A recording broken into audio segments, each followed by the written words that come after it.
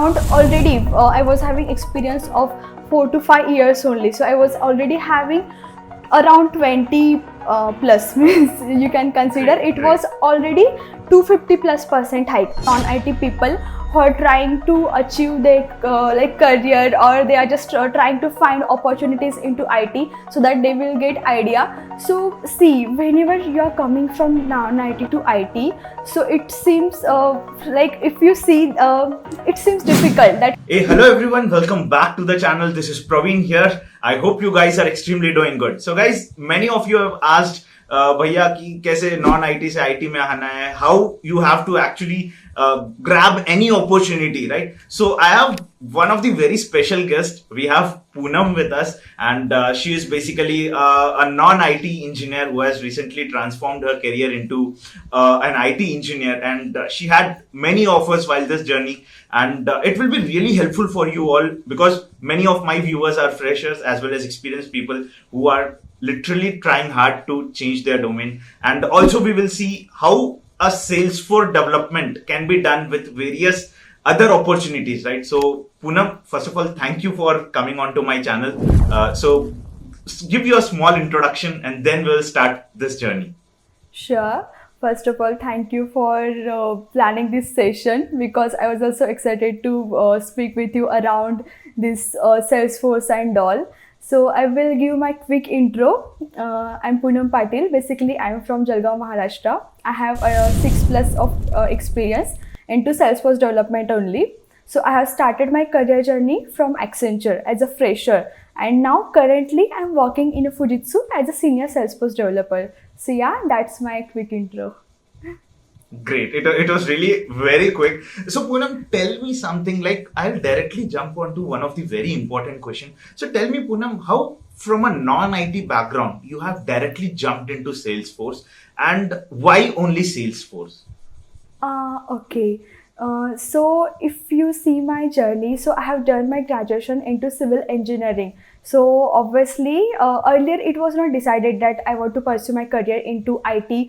It was just like I was looking for few better opportunities, because in civil engineering I felt somehow that there are few chances for me, or something like I was facing few issues. So I thought why not to try for IT, and I have given interview into Accenture. And in Accenture, it was off-campus placement. If like freshers must be knowing that for non-IT people also, Accenture, TCS, this MNC service-based MNCs take like all non-IT people also. So I gave interview into Accenture in 2016, and they actually hired me for a Salesforce developer role only. I was not aware of these things in 2016. They just hired me, and after that they gave me training for 2 months for Salesforce development. And actually from that Accenture's Salesforce developer role, my journey like started. Okay, great. So that was really awesome, Poonam. So can you tell me, like, what is exactly Salesforce all about? See, many people have different types of notions. Like, is it a software, or is it like development, Yes. or is it like just like watching some reports and giving some data to the client? What is Salesforce all about? Okay, so even same questions I was also having when I joined Accenture, because before that like I haven't heard Salesforce or anything. They just gave me the training. For me, first I will take you your 2 minutes, because there may be a lot of non-IT people who are trying to achieve their career, or they are just trying to find opportunities into IT so that they will get idea. So see, whenever you are coming from non-IT to IT, so it seems like if you see it seems difficult that how we can do coding, because we have not learned this into our colleges, or we have not done any classes. Same case was for me also. I haven't done any class, or there was no background for me, like coding background. But still, when I joined Accenture, I started to learn by myself. Earlier, obviously, it was looking difficult that I can't do this, and I was trying to jump into testing, because I thought that it's too much. I can't do this much of coding and all. But what I have observed now, if we stick to just one technology, like just we will do this, and if you keep practicing, then obviously one day it become easy for us. So those who are looking for IT, like from non-IT, so it's just you have to keep practicing. And Salesforce, in that also, Salesforce is a very interesting, because I feel Miss God has given me this technology. I feel very lucky because Salesforce is very interesting and very easy to learn also. There is 50% coding and 50% just point and click things. So if you are coming from a non-IT and you want to become a Salesforce developer, so it becomes very easy to capture, as few things are coming just from point and click, and few things we have to develop by coding. So basically Salesforce, you can say, it's customer relationship management tool, where we capture the customer data, we handle that data, and we provide the service like sales service, sales, service, marketing. There are lot of domains. Maybe ahead we will discuss Salesforce in detail. Great. So Poonam, tell me, that was really a vast, typical answer which you have given, right? So Poonam, tell me something. What are the challenges you faced while this transition from a non-IT to into the IT domain? Sure. Actually, whenever I tell my story to people, they don't believe, because seriously, I was not having any coding background when I joined Accenture. Accenture only has given me the all trainings and all. So at that time, means I have started just from few basic coding things, like just try if else, or just add some for loop, just basic coding practices I have started to follow. And then I keep practicing. There is a Trailhead community in Salesforce, so it's, you can say, like a book where Salesforce has given all information about each and every topic of Salesforce, so where you can just go and you can do practice. So I started to do hands-on on Trailhead. Also, the biggest thing in IT is that I was blessed enough that I have got such a kind seniors who were mentoring me. So I started to learn from them, like how they are doing their development and all. So guys, like whenever like you are working in an office, just keep you can just, what you can do now, just observe the things. If you see anyone is very good coder, so just observe things like how they are practicing, what are the best practices they follow. So lot of things we actually learn from the seniors, from team, if you really observe. And apart from that, like I have learned from, there are a lot of communities, Salesforce communities, Salesforce developer forums. So there are actually a lot of documentation about Salesforce on Google. So from that I started to learn. So whatever I have achieved in my career journey, the knowledge, it's basically from the Google documentation and obviously the projects where I have worked. Yes, that is a very honest answer, guys. And even Poonam, I believe that even I do the same thing, right? Even I, first of all, do the Googling and get out that answers what I require. And basically, I tell to everyone, and what Poonam said, right? So, guys, if you want to come in IT, definitely Googling it, you have to practice that art, right, Poonam? Actually, true, right. True, actually. In Salesforce, actually, it's really art, because in Salesforce, you will get each and every topic on a Google. So maybe that's the one reason that I become very good Salesforce developer within a very late time. Like within 1 year, like I have learned lot of things into Accenture, because there was documentation available and I just used that documentation. Okay, awesome. So Poonam, with that, I'm still very much interested to know about your types of companies journey. So you started your career with Accenture, and then you had some other companies in between, and currently you are working in one of the best organizations. So can you tell about some transitions which you have done in your career? Sure. So when I was working into Accenture, like I worked there for 2 years, and after 2 years, like I felt that I have already learned a lot of things from Accenture. I should think about switch, because whenever we give interviews outside, at that time only we get to know what's our value into market. If we stick to one company only for a long time, then obviously there is fear also that oh my god, will I be able to survive outside of this company or not. So as I was from non-IT, it was fear for me that will I survive or not. So I started to give interviews after 2 years immediately. And at that time also, I was having around 7 to 8 offers from lot of good companies. But 𝗪𝗫𝐻 was the good offer like among them, because 𝗪𝗫𝐻 is already product based company. It's financial domain. And if you see the 𝗪𝗫𝐻 policies and it's all facilities, it's very good. So I chose 𝗪𝗫𝐻. I stayed there for 3 years, because after that I wanted to learn more things from 𝗪𝗫𝐻. And it's not good now that you keep changing companies after every 1-2 years. So I stayed there for 3 years. And in this 2022 March only, I left 𝗪𝗫𝐻. At that time, I have given interviews to almost all product based also. Like I have applied at Google, Amazon, like all. Actually, Walmart is left, so yeah, I will do it later. I will ask you for referral. And almost Definitely, yeah. Salesforce, because even Salesforce company had huge, like if you see the Salesforce openings now, they had lot of Salesforce developer every month. So I have given interview in Salesforce also. And yeah, apart from then all like service based, Mindtree, TCS, Fujitsu.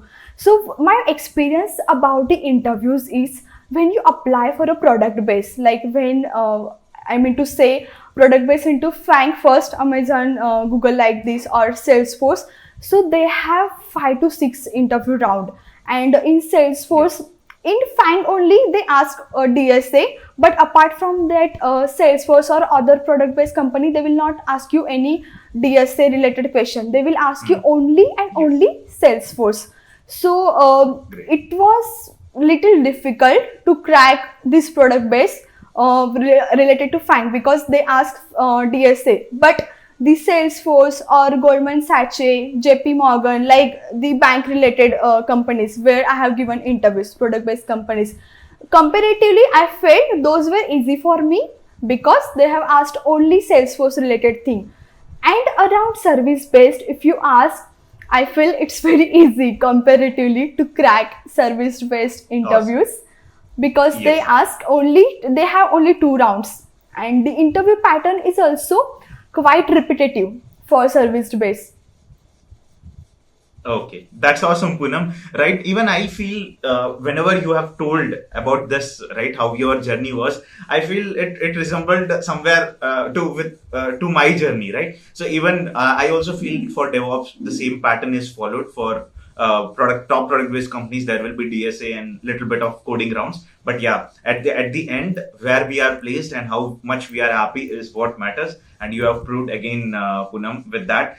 So Poonam, moving on to the next question, right? So can you tell about some salary ranges or figures? Because I, being a DevOps engineer, or my community being a DevOps engineer, doesn't know about Salesforce and its salary structures. So if you can enlighten on that, it will be helpful. Yeah, see, in Salesforce is very vast. In Salesforce, there are a lot of domains. Particularly, I have worked into sales domain, service domain. We call it cloud, sales cloud, service cloud. So majority of projects in India, if you see, they are on sales service cloud. So because of that, there are a lot of openings for this cloud. But apart from this, as I mentioned, Salesforce is very vast. There is marketing cloud, there is financial cloud, there are PARDAT, these things also. Again, in Salesforce also, we divide it into 2 parts, like admin role and development role. So if you are thinking that I don't want to go for a coding, I will just do point and click things, which comes into admin. So in Salesforce admin part, there is no need of coding. You can just do point and click, and you can like achieve your requirements. But for admin role, there are very, very less job openings. Also, there is very less hike salary things also. So whenever you are planning for a good Salesforce developer, successful Salesforce developer career, I will suggest you don't just go for admin part. Try to do development as much as you can, because currently also whenever I get any requirement, it will be like few part will be on admin, few part will be on a development where I have to do coding. But I ask for more coding parts, because as much as you do coding, like you will get more experience into development. And when you apply for interviews outside of your company, you will get that for developer there are more hikes comparatively just admin. Like if you say that I have worked most of the into admin task, I have very less experience into development, they will not give that much hike. So basically Salesforce hike depends on your whole development knowledge. If you have worked on development things like Aura, LWC, triggers, these are the development terms, you can ask huge hike like 100%, 200%. Like I will give you a few examples. Currently the market situation is a little bit down, as you know that this recession things and all. But before this recession, my most of the juniors or like my most of the colleagues, they have switched for 2+ year experience also. They were getting like almost from 4 LPA, they have crossed 10, 14, 15 LPA, and for 4-year experience around 25, 30.